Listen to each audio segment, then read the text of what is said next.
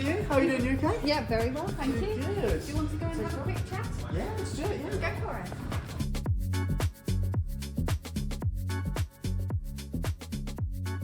Hello, welcome to Umbrella Training. I'm Kaye, I'm the creative lead at Umbrella Training, and I'm here to meet Marshall at the Pig at the Bridge Place. That's me. Hello. Marshall, tell us a little bit about yourself and where we are today. Hello, I'm Marshall Bax. I'm 23. I've just finished my level 3 apprenticeship as well. So it's kind of a celebration interview, if anything. Absolutely. So my journey first started when I was 14. Started working in a hotel, little boutique hotel in Ramsgate. It's where I sort of grew up a lot of my life. Worked there for about 4 years. We opened up a restaurant in that time as well. So I was doing a bit of front of house and the reception and then a bit of waitering as well. So I sort of learned quite a few crux, housekeeping as well, which I hated at the time, happy to admit. But it taught me a lot in, you know, how to do the basic things. And yeah, it really gave me a good foundation. Cool. When I hit 18, after I finished my A-levels, I was either going to go to Surrey Uni or go straight into work. And my boss at the time had connections with quite a few people in London because he used to work at the Barclay, at Ferndale as well. And he put me in contact with quite a few people. I went to the Haymarket Hotel. As soon as I stepped foot in there, I loved it. You can see where he took quite a few of the things from his property. Yeah. And I just walked in, I felt like home, just, you know, 5-star luxury. And then I spoke to one person Sarah, who went through uni and did the graduate scheme and then come out and she was deputy general manager at the time. And I spoke to Alex Cooper, who is still actually very close with, keep in contact with. He's like a F&B superstar role model of mine.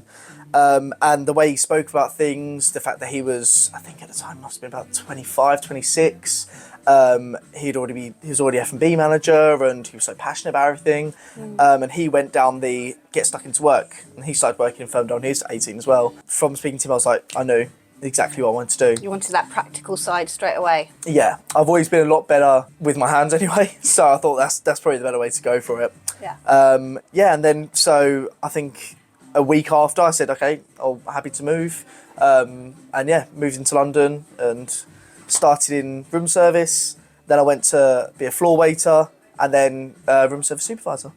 Fantastic. So what brought you back to Canterbury and the Pig? So COVID was the biggest thing. Of course, everyone came back home, and as soon as I come back home, I realised how much I loved it and didn't quite want to go back into London, especially because it wasn't the same at the time and things like that. So I started working for my old boss again, the one who got me in contact with the London contacts.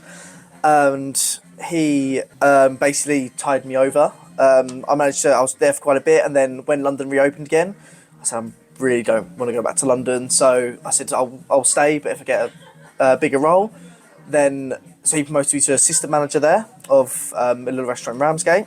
Within about 8 months, I actually contacted Umbrella because I was like, if we're going to take on a big role at a small independent place, I'd like the backing of Umbrella. Yeah. So I branched out to Jonathan and he sort of explained how do the umbrella training but not have them pay because if they're a small business, they've got to watch costs and things like that. And he explained they have, I can't remember the terminology. So is that the levy you're talking about? So the funding? Levy, that's the one. So, so that's something we do at Umbrella as well. We can help people find the levy when they're a small business so that they can have the funding to help get more apprentices. Yeah, and that's exactly what we've done. I started my level 3 there. And they're really helpful as well in transitioning over to the Pig where they're not entitled to the levy because they're quite a large business. I think I was there for 8 months as assistant manager, and then I moved here, took a step down because I just wanted to work at the Pig. And I was lucky enough to have one of my friends who I used to work with in Ramsgate work here as well. So yeah, she got me the job and that's amazing.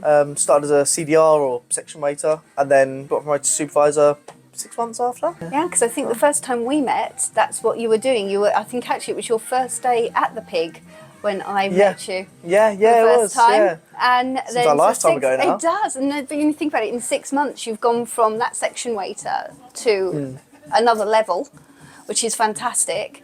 And then you've just completed your level 3 now with us, haven't you? Yeah, completed it last year. Must have been about November time. November time. Yeah. How did you find that process, and how has that helped you feel more confident in the role that you're in now? So the best way that I could put it, especially where it gives you the foundations to use when you are a supervisor, it gives you a lot of, I'd say, the group and the trainer, they just give you a lot of support. Be the biggest thing, and you know, I always had people to, you know, speak to if I've done something wrong. You know, is something else I could do. It was also good to do the sessions every month because you got to speak in other people in the industry from all walks of life. People in the Cotswolds, people in Kent, like I was, people in London, people up north. It was just a real good sort of sight to see, and you learn so much about how different operations work. And you know, people in 5-star, you had people in Airbnbs. It was just really diverse, and it gave me a good foundation support network to grow and learn on sort of like your own basis. And then when I become a supervisor, it also, you know, gave me an opportunity to use what I've learned.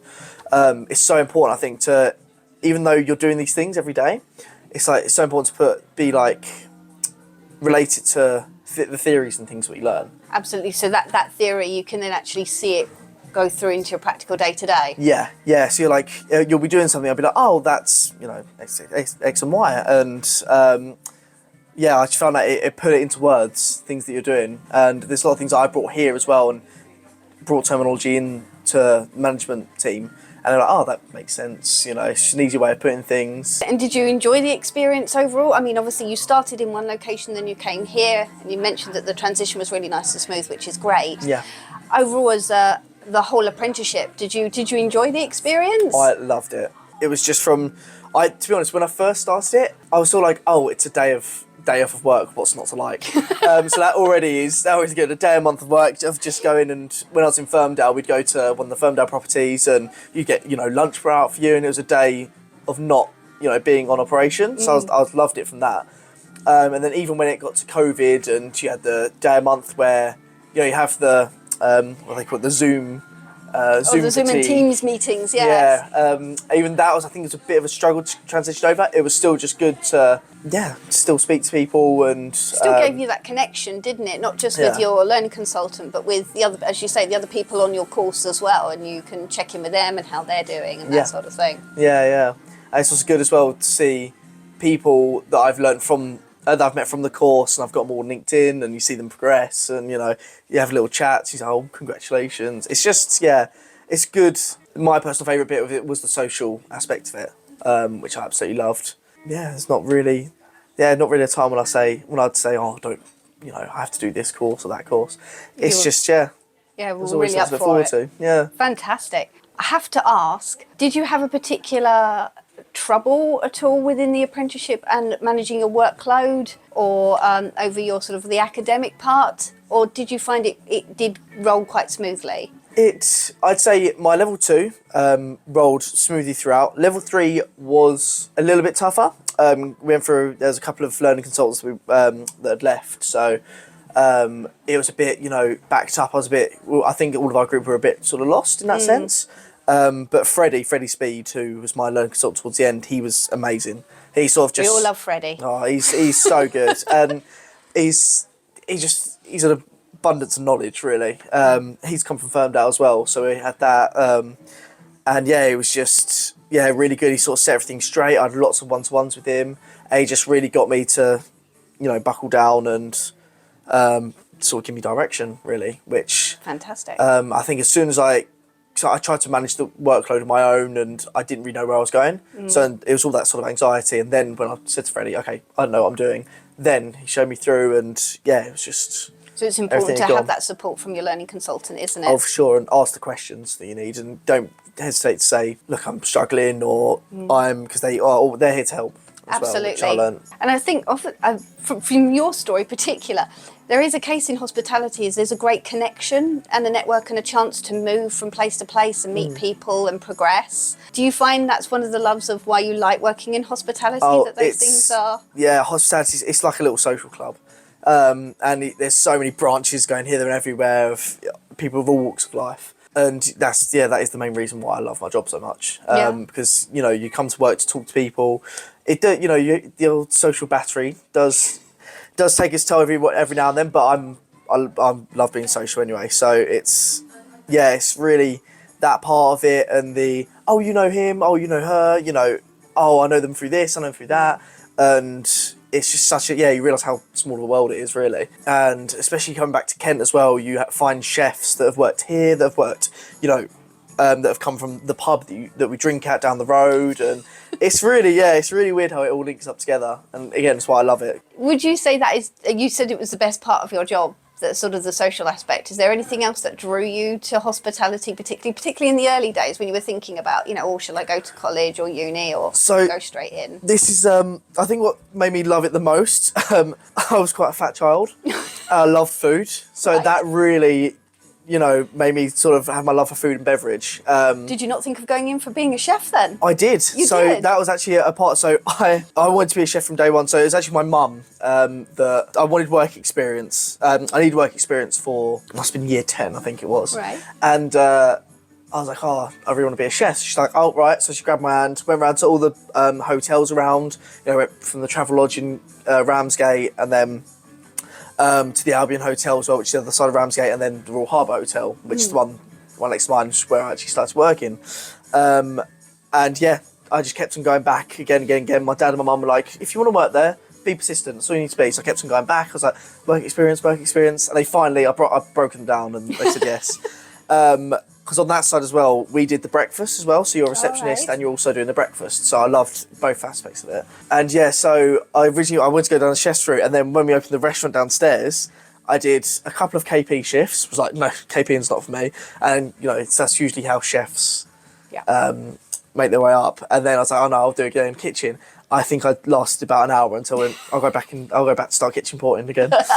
It wasn't for me. Wasn't for you. I love the buzz of a restaurant, the buzz, especially an open kitchen. That's what I love about Peterbridge Place here. It makes it quite special, doesn't it? The kitchen down here. Yeah, for sure. And it's a different skill to have chefs that are so calm and collected and don't shout and holler when things go bad. It's good fun. So okay, favourite meal of all time, and then your favourite piggy meal. Okay, so death row meal. It's got to be my mum's Sunday roast. Oh. Lamb Sunday roast. Okay. Or if I'm being really great, I go like lamb and beef as well. I'm just meat lover. Yeah. That's definitely death row. Piggy. It has to be one of the pork dishes. So we've got this really good, either the pork chop or pork tomahawk. Comes with garden greens and a whole grain mustard sauce, and it is phenomenal. That sounds Get that. Some mash on the side. I'd get pretty much all the piggy bits. So hock eggs, honey chilli pork belly, everything there. Dessert, we've got a blancmange, got a buttermilk blancmange that is amazing at the moment. That I'd really like. Or crumble if I still had a lot of room. Oh. Apple and raspberry crumble is very good. Very good, like that. Depends on the season though, of course. You have a seasonal kitchen, don't you? We do, yeah. So can you tell us a bit about the 25-mile menu that you've got? Yeah. So we try and source at least 90% of our menu from a 25-mile radius. So a lot of it being the kitchen garden, which is right behind there. And so we get quite a few of our things. There are 0-mile dishes. So we've got like we got our chard, celeriac, mushrooms, got a mushroom house. Anything we can get, all the mustard frills and garnishes, everything comes in there. Got about 18 beds, 3 polytunnels, greenhouse. So wow. We have quite a lot, but the amount of demand we have, we can't obviously use it all the time.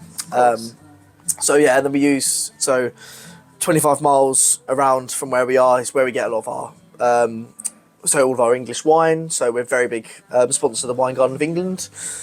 So the 8 different ones, we try and get one from everyone, which we're very fortunate of. We cycle our house sparkling wines. Nice. So we have a different one every quarter, pretty much every 2 months, I think it is. So yeah, it's quite good because you get to taste from all different, like Biddington, Chapeldown, Simpsons. Simpsons is one of my favourite winemakers anyway.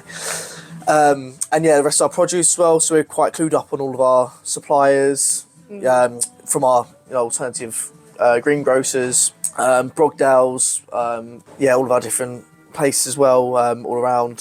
So walk us through a typical day, Marshall. What happens when you walk through those doors in the morning and you clock out at night? So in the door in the morning, coffee. First thing before anything, I won't have anyone talk to me before I've had a coffee. Fair enough. If it's a late shift, I like the likelihood is I've already had about 3 coffees, so it's normally better. If it's morning, I'll go straight, morning to night. Do the morning checks, so we check all the bookings for the day, do the table plans. Then we go to the morning meeting around 10 o'clock-ish. That way we check all of the in-house of the hotel to all of our bookings on our system in the restaurant, just to make sure it all matches. And that's where we decide, because one of the main things about the pig is the spirit of generosity. So that's where we decided to do, it's their anniversary, doing some fizz, doing bits and fizz, complimentary dessert board to really make it as special as possible for everyone that comes in. Love that. Which is favourite part of the day, because it depends on which manager you have, because it's always, the duty manager makes the calls, so you're like, okay, so Sarah's on today, so she's gonna go ham and fizz for everyone. Right, what was that manager's name again? To book through next time. I was going to say, when's my birthday? Yeah, so do the morning meeting, then we come back, we do the menu changes, where we are quite limited by our 25-mile menu. We change the menu daily. Right. So we do that, we print it all on paper, so I'll sit through the chef and go through all the menu changes. Puddings, 25-mile and set menu as well if we're doing a lunch offer. Lovely. Go through there, and then break times around 11 o'clock, 11:15, depends on whenever you can get away, really. Come back, and then that's when we do a little briefing. So briefing's at 11:45. Do a little 15 minutes to say what guests are coming in. Right.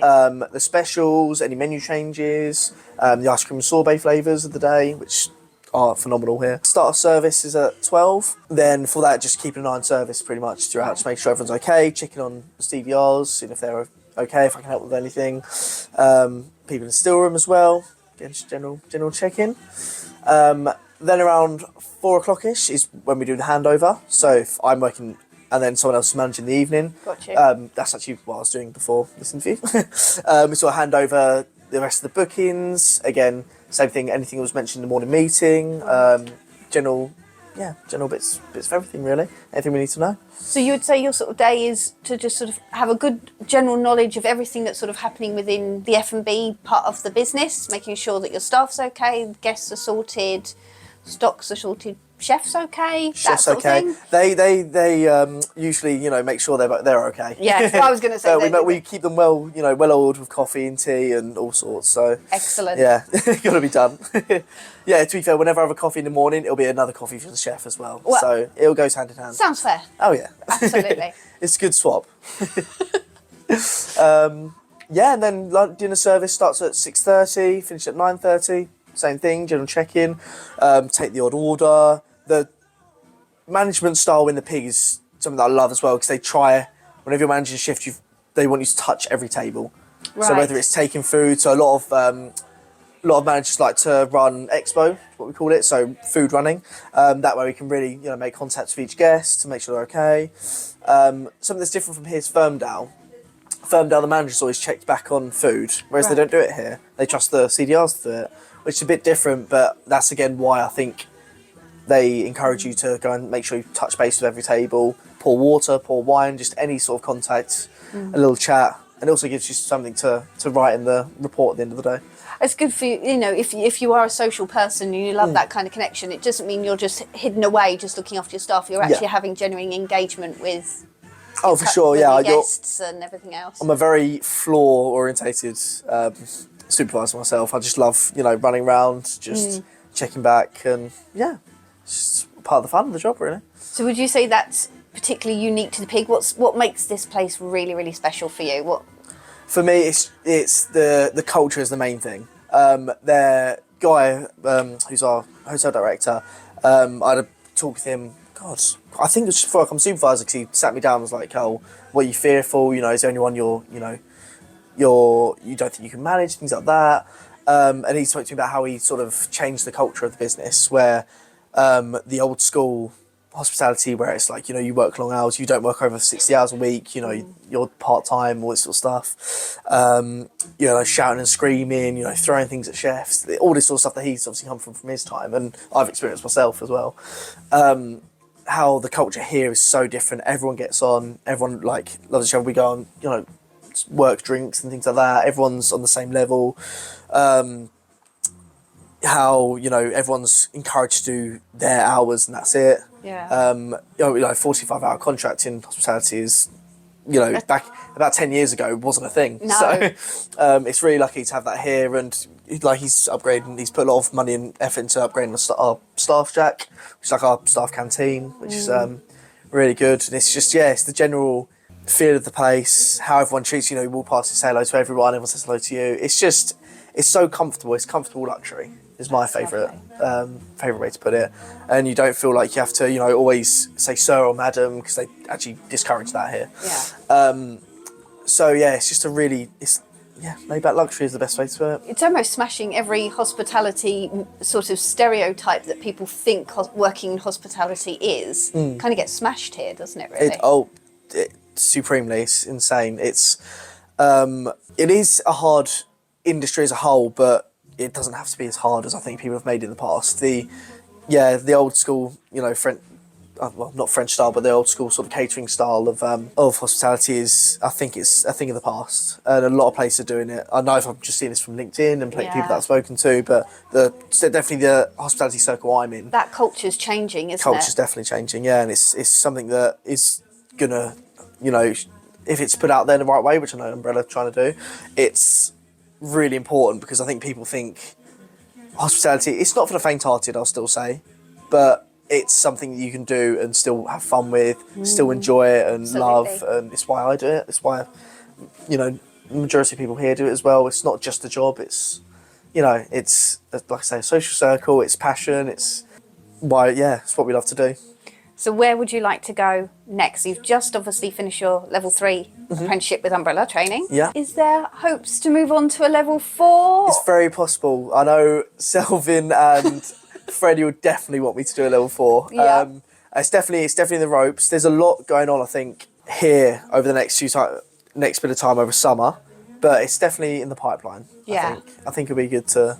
Is that where you want your career to go? Do you think? Are you looking to just keep going up those steps to go into to management, and then maybe say operational department manager? Definitely, yeah. Well, so this is actually something that Daryl, the old F&B manager here, he now works in design, but for the company.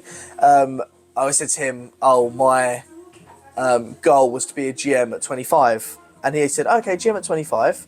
Obviously with COVID, there's a couple of years that's been bumped off, but you know, do you want to be a GM at 25 or a good GM at 28, 30? So there's no rush, and that really spoke to me. I was thinking, okay, I'd like to sit. I'm very fast paced, very ambitious, so I want to, you know, the next thing. As soon as I got promoted to supervisor, I was like, okay, when's assistant manager? When's the next when's one? That coming? Where am I coming? So yeah, it's always, I'm always thinking about the next step, but it's good. I think you put it in my heart and just enjoy it and smash what you're doing at the moment. Yeah. I think that's what also, by coming here and going back to a waiter, brought me down a step and being like, okay, let's just... Gives you a bit of a reset and a restock, doesn't it? And you sort of have a rethink and think, right, let's enjoy this moment and then hone these skills and then... Yeah. And instead of sort of thinking, next step, I'll be like, okay, let me get good at this step and then get to the next step. It's like my brother has also been very... he's always been... likes his comfort zone, and he's always been like, I want to smash something first and then go up, and something that speaks to me now from going through it. We're finding a lot of people want to do that career ladder very, very quickly. Do you think the apprenticeships help with that? I think so. Yeah, if you want to climb up, it's definitely where the awareness of apprenticeships, especially in hospitality, are really being pushed and really being expanded. It's definitely a good thing to have on your CV for one, because not only you've been I've been a manager at this place, but you've also got that qualification, the academic behind you as well, to be like, okay, I can do the hands-on stuff, but now I can do the academic stuff as well. So I think it's definitely helpful in that sense, and it's just another good thing to put on your CV. If they see you've worked full-time and also done an apprenticeship alongside it, I think it speaks lengths. Yeah, big bonus, I think. Yeah. So, quick odd question. If you're going home, what's in your fridge right now? What's in the fridge? Right, so I live in a house with with 3 of my friends, so there'd definitely be a lot of alcohol in there. In the fridge? In the fridge? Oh, yeah. Cold beers and things. Beers, of course, yeah, sorry. Which, to be honest, never get drunk, because whenever you drink, it's always down the pub, isn't it? Yeah. There's always bread, whole grain bread, always love it. Always eggs, always have spinach or mushrooms. Yeah. Because spinach mushrooms on toast, always good with poached eggs. Where I work a lot of late shifts, there's not going to be anything, anything dinner-wise. No, it's all... Milk for teas and coffees in the morning. Probably if I am on for my days off, something stir fry ingredients. Quick, fast, chicken, tasty. Anything quick, yeah. Because where you work with food all the time here, Yep. you just want a quick bite when you're That's eating. it. To be honest, on my days off, I do usually eat out as well because I'm like, it's days off. That's Use them what I can. Chance for a breakaway from actually serving yourself food, have somebody else do it. Yeah. Yeah, true actually, yeah. And I can judge them. or learn from them. You Or never learn know, from but them, yeah, you never very know. true. Yeah, very true. Fantastic. You've done a level 2 and a level 3 with us. Can you tell us a little bit on what the difference is between those levels? What felt different? How it worked? Yeah, so I found level 2 was a lot of... so we did quite a few different sort of theories. So like Hertzberg, Maslow and things like that, just to give us, the start to learning about theories and things like that. But a lot of it was just general, how to be good at the job, to be a team member apprenticeship. So, yeah, general things, helping out peers, how to respond to different things. A big focus on mental health at work as well, which was sort of like a subsection of that. And there's a project as well for that one. What would you change about the business? What would you improve? That's your business project, which would have been part of your endpoint assessment, yes? Yes, yeah. Gotcha. Yeah, and that was on the level 2. And I did mine on staff nutrition, I think it was. Nice. Yeah, so... Just linking back to that mental health aspect. Yeah. So I was also mental health first aider in Ferndale as well. Wow. Which, I love. It's the amount of awareness you get from it. So then I thought, what was the main thing? And every time you speak to everyone, it's staff food. And I get that anyone in hospitality listening to this now will be like, or chefs most, so you're never going to make everyone happy, which is true. And it's so hard. Yeah. But my thing was just to make a little nudge in nutritional style, even though, to make things healthier and in turn increase productivity at work, which is my general goal. And the well-being and productivity at work was sort of like the main aim there. The change I found to level 3, we focus a lot more on leadership styles and management theories and things like that. So it's that step up from you're a waiter, you're a team member, to you're a team leader now. You are leading a team. You're in charge of these people, their welfare. You're in charge of the whole restaurant, or sections. How they do in other restaurants as well. So it was the change in focus to leadership that's the biggest sort of change. And that's why I found that one probably a bit more difficult. Where I'd been a waiter since I was 16. Yeah. But I'd been in charge of a team and a supervisor since I was 19, 20. Right. So I still, even though I went in, I thought I was God's gift. Learning these things and learning the different theories and stuff really gave me more to work with. Did you feel more confident as a leader by the end of it? Yeah, definitely, for sure.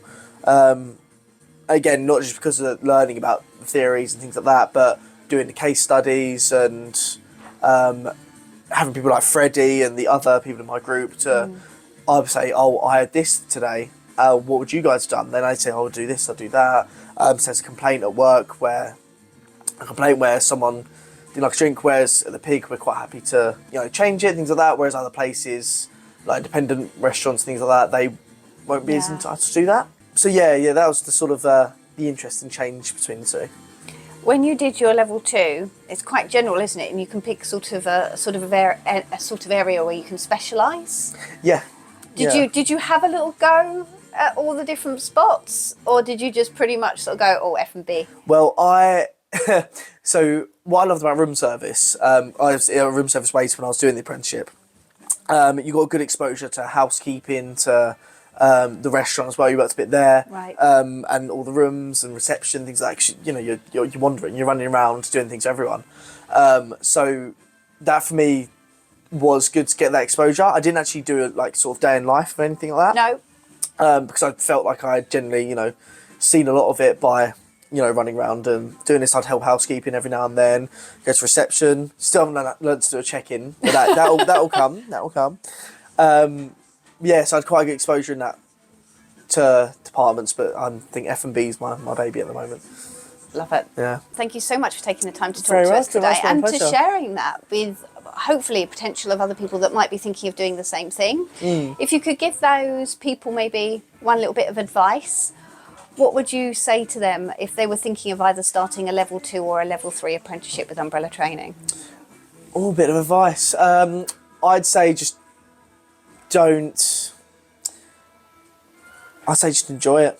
There's a big thing. There's such a big thing where there's so much pressure for people in, just in hospitality, also take on the apprenticeship as well.